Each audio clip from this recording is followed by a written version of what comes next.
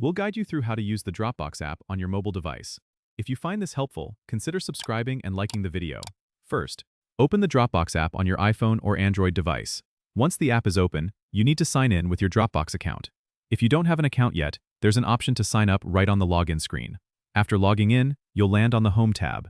Here, you'll see your recent files and folders. To upload a file, tap the plus icon usually found at the bottom center of the screen. You can then choose to upload photos, scan documents, or create new folders directly from your device. If you want to share a file, tap on the file you wish to share and then tap the share icon. You can add the email of the person you want to share it with or create a link to send in a message. For offline access to any file, just tap the three dots next to the file and select Make Available Offline.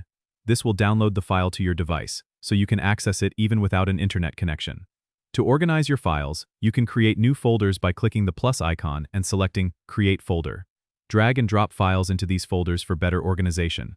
Remember, using the search bar at the top of the app can help you quickly find any file or folder in your Dropbox. Be sure to regularly check the Notifications tab to stay updated on any changes or shares. The Dropbox app is a powerful tool for managing your files and sharing them effortlessly. Don't forget to subscribe and comment if this helped you out.